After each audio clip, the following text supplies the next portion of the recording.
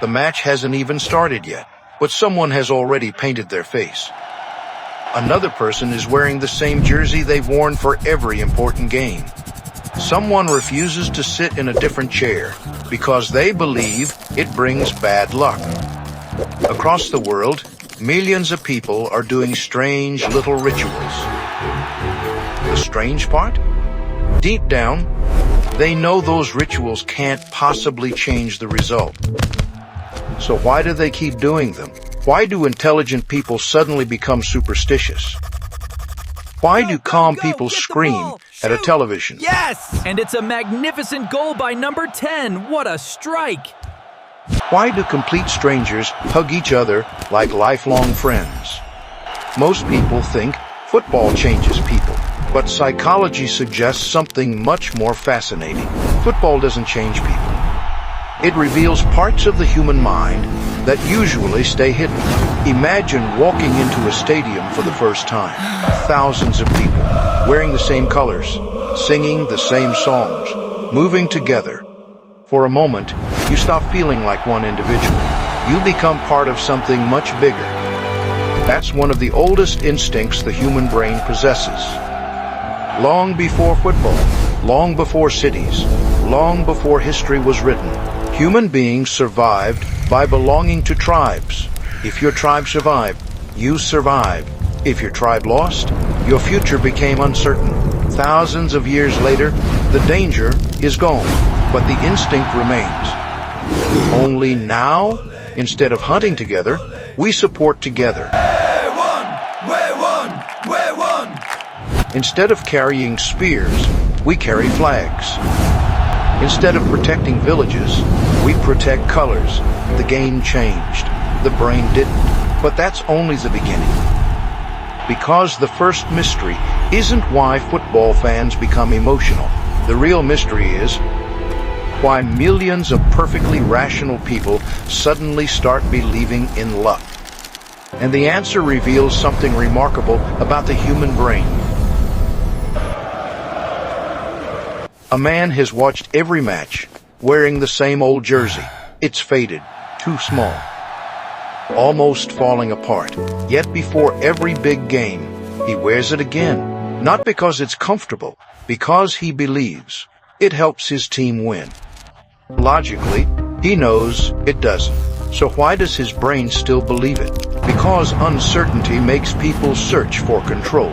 Psychologists call this the illusion of control. When the outcome is completely out of our hands, the brain creates tiny rituals that make us feel involved. The jersey, the lucky seat, the same pre-match meal. None of them change the score, but they reduce anxiety. The ritual isn't controlling the match. It's calming the mind. Now here's something even stranger. The bigger the match, the stronger these rituals become, which leads to an even bigger mystery. Why does a football match make complete strangers trust each other within minutes? Mystery 2. Why do strangers instantly feel like family? Imagine you're walking through a city you've never visited. Suddenly, you see someone wearing your team's jersey. Without thinking, you smile. Maybe you nod. Maybe you even start talking. I love the jersey. Incredible finish last game. Right! I was just talking about that. We should catch the next match together. 5 minutes ago, they were a stranger. Now, they feel familiar. Awe. Because the brain has a shortcut. When two people share a powerful identity, trust grows much faster. The jersey isn't just fabric. It's a signal. It silently says, "You're one of us." And once the brain sees someone as part of your group, it treats them differently. Hey, glad you made it. Come join us. Thanks, it feels great to be here. That's why football fans celebrate together, cry together, and sometimes defend complete strangers wearing the same colors. But the biggest mystery hasn't even happened yet. Because one goal can completely change the personality of an entire crowd. The score is 0. The stadium is tense. Nobody speaks. Then, the ball hits the net. For 1 second, everything freezes. The next second, 50,000 people explode. They scream, jump, hug complete strangers. Some even cry. How can one goal create so much emotion? Because emotions spread faster than words. Psychologists call this emotional contagion. When thousands of people experience the same emotion at the same moment, your brain naturally joins in. You're not just watching excitement, you're catching it. That's why watching a final inside a stadium feels completely different from watching it alone. The crowd doesn't just react to the match, the crowd changes your emotions. But here's the strange part. The exact same crowd that celebrates together can suddenly become furious together. Why? Mystery 4. Why do calm people suddenly become aggressive? Imagine meeting someone at work. They're polite, quiet, respectful. Then you see them during a World Cup match. They're shouting at the referee, arguing with strangers, slamming the table after a missed penalty. It feels like a different person. But is it? Not really. Psychology suggests something fascinating. When we become deeply attached to a group, an attack on the group can feel like an attack on us. The referee isn't just making a bad decision. In the fan's mind, he's hurting our team. That's why emotions become so intense. It's not just football anymore. It's identity. And when identity feels threatened, logic often takes a step back. But the biggest mystery of all has nothing to do with winning. In fact, it explains why millions of fans stay loyal even after years of heartbreaking defeats. Mystery 5. Why do fans never leave, even after years of losing? Think about this. Some football fans have never seen their team win a World Cup, not once.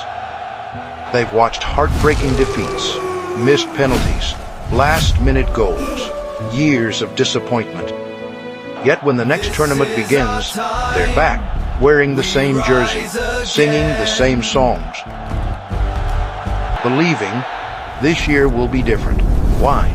If football were only about winning, millions of fans would have quit years ago. But they don't.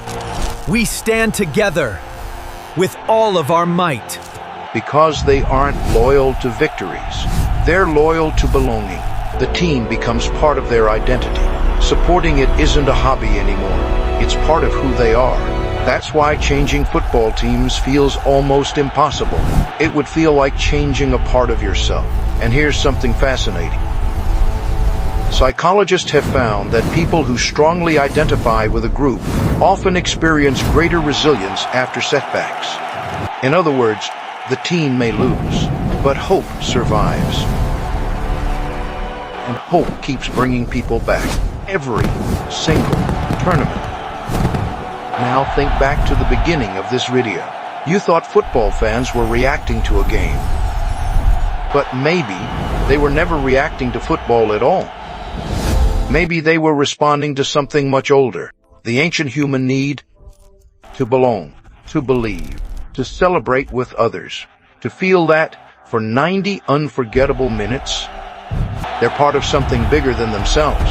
That's why football can unite families, start lifelong friendships, and make complete strangers hug in the middle of the street. Because the trophy isn't the only thing people are chasing. They're chasing connection. So before this video ends, ask yourself one honest question. If football were only about a ball, why would it make billions of people laugh, cry, hope, and dream together? Quote, maybe the greatest competition isn't happening on the pitch. Maybe it's happening inside the human mind. If this video changed the way you think about football fans, subscribe to Dark Psychology Decode. Every week, we uncover the hidden psychology behind human behavior, emotions, relationships, attraction, and the invisible forces shaping our everyday lives.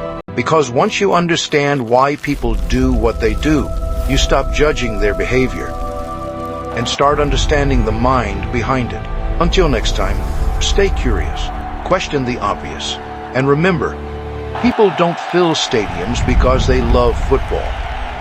They fill them because every human heart is searching for a place where it feels it truly belongs.